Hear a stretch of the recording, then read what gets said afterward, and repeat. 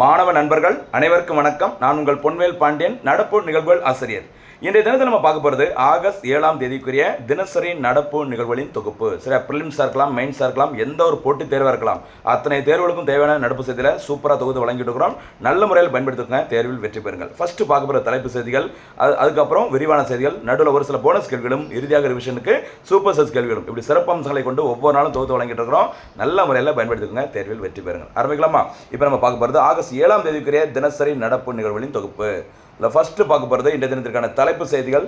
தலைப்பு செய்தியில் first point பாருங்கள். ஆகஸ்ட் 7 முக்கியமான தினங்கள். சரி, தேசிய ஈட்டி எறிதல் தினம், கலைஞர் அவர்களின் நினைவு தினம், சரிங்களா, தேசிய கைத்தறி தினம், இப்படி முக்கியமான தினங்கள் இருக்குது. அதை பற்றி பார்க்க போகிறோம். பார்த்து முடிச்சுட்டு ஒரு முக்கியமான திட்டம் இன்றைய தினத்தில் தொடங்கியிருக்கிறாங்க. அந்த திட்டத்தின் பெயர் வெற்றி தறி விற்பனை நிலையங்கள் திட்டம். சரி, இது எதற்காக அப்படின்னு சொல்லி பார்க்க போகிறோம். பார்த்து முடிச்சுட்டு காவேரி கோதாவரி குண்டாறு நதிநீர் இணைப்பு திட்டம் எப்போது அறிவிக்கப்பட்டது, அது ஏன் இப்போ நியூஸில் வந்திருக்கு, அது பார்க்க போகிறோம். பார்த்து முடிச்சுட்டு அகைன் ஒரு சூப்பரான மறுபடியும் ஒரு திட்டம் பாருங்கள், கோபர்தான் திட்டம். சரி, இந்த திட்டம் எதனுடன் தொடர்புடையது, எதுக்கு இப்போ நியூஸில் வந்திருக்கு, அது கிளியராக பார்த்துட்டு அக்னி 4 ஏவுகணை சோதனை வெற்றி அடைந்துள்ளது.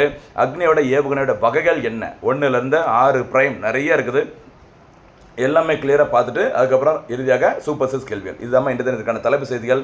இனிமேல் நம்ம பார்க்க போகிறது விரிவான செய்திகள். அதில் விரிவான செய்தியில் ஃபர்ஸ்ட் நியூஸை பாருங்கள். ஆகஸ்ட் 7 முக்கிய தினங்கள்.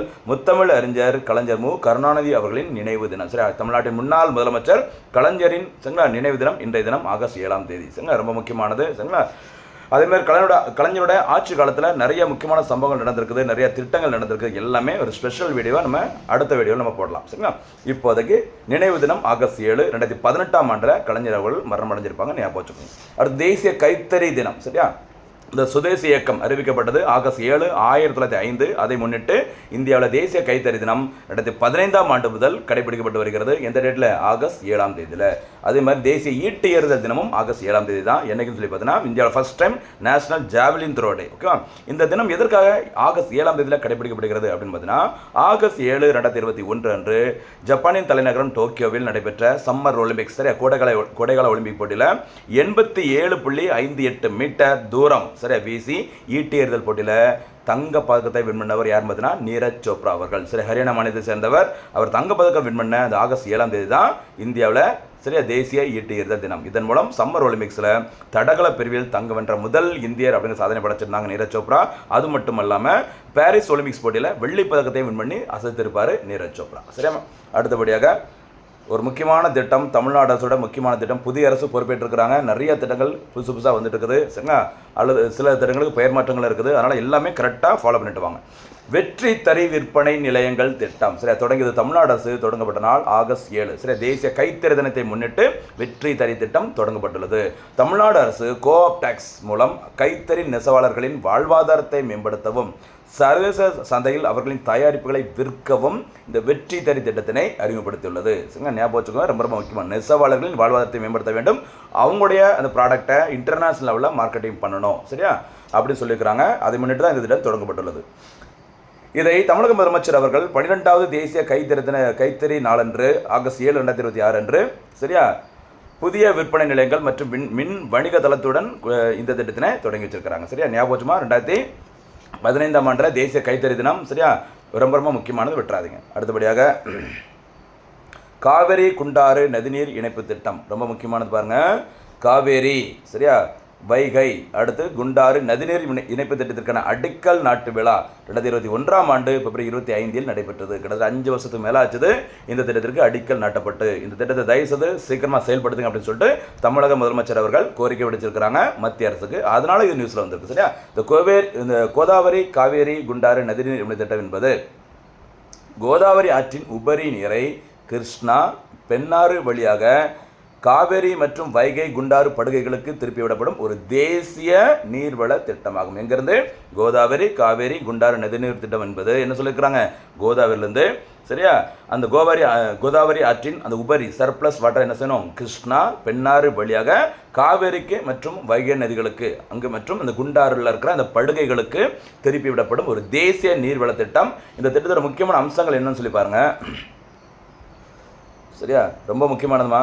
கோதாவரி ஆற்றின் உபரி நீரை தெலுங்கானா மற்றும் ஆந்திரா வழியாக தமிழகத்தின் காவிரி படுகைக்கு கொண்டு வருதல். சரிங்களா, வறட்சியான தென் பகுதிகளுக்கு இந்த நதிநீரை இணைப்பு திட்டத்தை கொண்டு வரதுனால ஒரு சூப்பரான செய்தியை நம்ம கொண்டு வந்திருக்கிறாங்க, ஞாபகம் வச்சுக்கோங்க. சரிங்களா, காவிரியின் கட்டளை படுகை அது வந்து அமைந்துள்ள இடம் மாயனூர், அதாவது கரூர் மாவட்டத்தில் இருக்குது. அந்த கரூர் பக்கத்தில் இருக்க மாயனூர் வழியாக வைகை மற்றும் குண்டாறு நதிகளுடன் இணைப்பது தான் இந்த திட்டத்தின் முக்கியமான நோக்கமாக இருக்குது, ரொம்ப ரொம்ப முக்கியமான. சரியா, புதுக்கோட்டை நன்மை அடை மாவட்டங்கள் புதுக்கோட்டை, சிவகங்கை, ராமநாதபுரம், விருதுநகர் உள்ளிட்ட வறட்சி அதிகம் உள்ள தென் மாவட்டங்களுக்கு குடிநீர் மற்றும் பாசன வசதியை வழங்குவதே என்னுடைய முக்கியமான நோக்கம், ஞாபகம் வச்சுக்கோங்க. சரியா, எந்தெந்த நதிகளை இணைக்க போகிறாங்க அப்படிங்கிற மாதிரி உங்கள்கிட்ட நம்ம கேள்வி கேட்கலாம், எக்ஸாமில் கவனம் பாருங்கள்.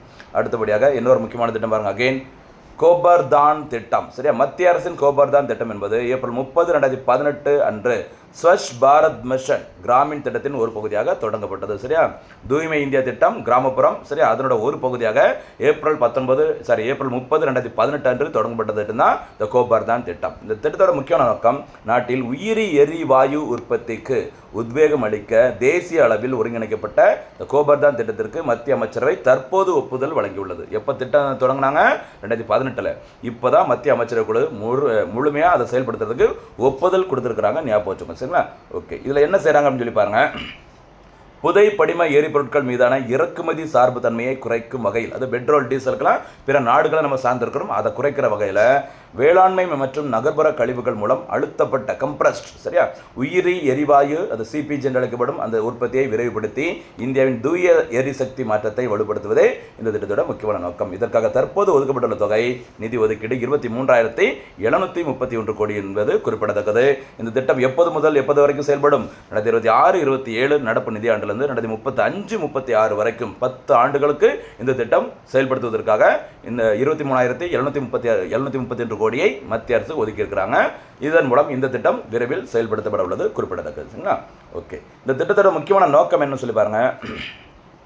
நாட்டில் மிகுதியாக விவசாய கழிவுகள், கால்நடை சாணம், மாட்டுச்சாணின்னு சொல்லுவாங்க அது, ஓகேவா, சர்க்கரை ஆலை கழிவுகள், நகராட்சி மாநகராட்சி கரிம கழிவுகள், இதர உயிரி வள ஆதாரங்களை தூய எரிபொருள் இயற்கை உரமாக மாற்றுவதன் மூலம் கிராமப்புறத்தில் வருமானம் அதிகரிக்கும். அதன் மூலம் இந்தியாவோட பொருளாதார மதிப்பு உயரும். இதுதான் இதோட முக்கியமான நோக்கமாக இருக்குது, ஞாபகம் வச்சுக்கோ. சரியாமா?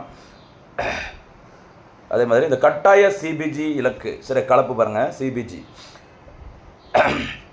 புதிய செயல் திட்டத்தின் ஒரு பகுதியாக இந்த திட்டத்தின் ஒரு பகுதியாக வாகனங்களுக்கான சிஎன்ஜி மற்றும் வீடுகளுக்கான குழாய் வழி இயற்கை எரிவாயுடன் சிபிஜி கட்டாய கலப்பை 2026-2027 3%, 2027-28 4%, 2028-29 5% அதிகரிக்கும் வகையில் எரிவாயு விநியோக நிறுவனங்கள் சிபிஜி கொள்முதலை மேற்கொள்ளும் சொல்லியிருக்கிறாங்க. சரி, இந்த இடத்துல உங்களுக்கு ஒரு போனஸ் கேள்வி, சிபிஜி மற்றும் சிஎன்ஜி இரண்டோட விரிவாக்கம் என்ன அப்படிங்கிறத கரெக்டாக கமெண்ட்ல சொல்லுங்க, பார்க்கலாம். சரிங்களா? அடுத்து அக்னி 4 ஏவுகணை சோதனை வெற்றி. இந்த அக்னி ஏவுகணை உருவாக்கியது DRDO, சரி, defence research and development organisation சொல்லுவாங்கள்ல. இந்தியாவோட பாதுகாப்புத்துறைக்கான தலைமை அமைப்பு 1958ஆம் ஆண்டில் உருவாக்கப்பட்டது. இதனுடைய தலைமையிடம் டெல்லியில் இருக்குது, ஞாபகம் வச்சுக்கோங்க. இந்த DRDO தான் அந்த அக்னி ஏவுகணையும் உருவாக்கியிருக்கிறாங்க. சரியா? இந்தியாவின் உத்திசார் ஏவுகணை தயாரிப்பு திட்டத்தினால் தயாரிக்கப்பட்டது இந்த அக்னி 4 ரக ஏவுகணை. இந்த சோதனை நடைபெற்ற இடம் சந்திப்பூர் அமைந்துள்ள இடம் எங்கன்னு பார்த்தீங்கன்னா ஒடிசா மாநிலம், ஞாபகம் வச்சுக்கோங்க. ஓகேவா? அந்த சந்திப்பூர் அந்த ஏவுதளத்தில் தான் இந்த சோதனை நடத்தியிருக்கிறாங்க. இந்த அக்னி 4 ஏவுகணையோட சிறப்பு என்னென்னு பார்த்தீங்கன்னா 4000 கிலோமீட்டர் வரை சரியாக பாய்ந்து தரையில் உள்ள இலக்குகளை துல்லியமாக தாக்கி அளிக்கும் திறன் கொண்டது. இது மட்டும் இல்லாமல் அணுகுண்டுகள் உட்பட 1000 கிலோ வரையிலான வெடிகுண்டுகளை சுமந்து எதிரின் இலக்கை தாக்கி அளிக்கும் திறன் கொண்டது இந்த அக்னி 4 ஏவுகணை. சரி, 4000 கிலோமீட்டர். அதே மாதிரி அந்த அக்னி ஏவுகணையோட வகைகள் கொஞ்சம் பார்த்துக்கோங்கம்மா. சரி, நம்ம நிறைய வாட்டி பார்த்துருக்கோம், அதனால் லைட்டாக ஒரு இந்த வீடியோ லைட்டாக பாஸ் பண்ணிவிட்டு கிளியராக கொஞ்சம் பார்த்துக்கோம். சரி, அக்னி 1, அக்னி 2, அக்னி 3, அக்னி 4, அக்னி 5. சரியா? அக்னி 5 நோட் பண்ணிக்கோங்க. 5,000 கிலோமீட்டர் வரைக்கும் பாய்ந்தது எதிரின் இலக்கை தாக்கும் திறன் கொண்டது. இதுதான் இந்தியாவோட முதல் கண்டம் விட்டு கண்டம் பாயும் ஏவுகணை. இன்டர் கான்டினென்டல் அப்படி சொல்லுவாங்கள்ல, அந்த மாதிரி கண்டம் விட்டு கண்டம் தாக்கும். சரியா? இந்தியாவோட முதல் ஏவுகணையோட பேர் அக்னி 5. இது தவிர அக்னி பிரைம் இருக்குது, அக்னி 6 வந்துட்டு விரைவில் செயல்படுத்த போகிறாங்க. சரிங்களா? அடுத்ததாக இன்றைய தினத்திற்கான சூப்பர் 6 கேள்விகள். முதல் சூப்பர் 6 கேள்வி, தேசிய கைத்தறி தினம் எப்போது கடைபிடிக்கப்படுகிறது? இரண்டாவது கேள்வி, ஈட்டி எறிதல் வீரர் நீரஜ் சோப்ரா எந்த ஒலிம்பிக் போட்டியில் தங்கப்பதக்கத்தை வென்றார்? தேர்ட் கொஸ்டின், இந்தியாவின் நீண்ட காலம் பதவி வகித்த முதலமைச்சர் யார்? 4th கொஸ்டின், வெற்றி தறி விற்பனை நிலையங்கள் திட்டம் எப்போது தொடங்கப்பட்டது? 5வது கேள்வி, கோபர்தான் திட்டம் எப்போது தொடங்கப்பட்டது? 6வது கேள்வி, இந்தியன் முதல் கண்டம் விட்டு கண்டம் பாயும் ஏவுகணை எது? சரியா? இதை கரெக்டாக சூப்பராக வீடியோ பார்த்துட்டு சிறப்பான முறையில் பதில் சொல்லுங்கள், ரிவிஷன் பண்ணுங்கள், தேர்வில் வெற்றி பெறுங்கள். மீண்டும் சந்திக்கலாம். நன்றி, வணக்கம்.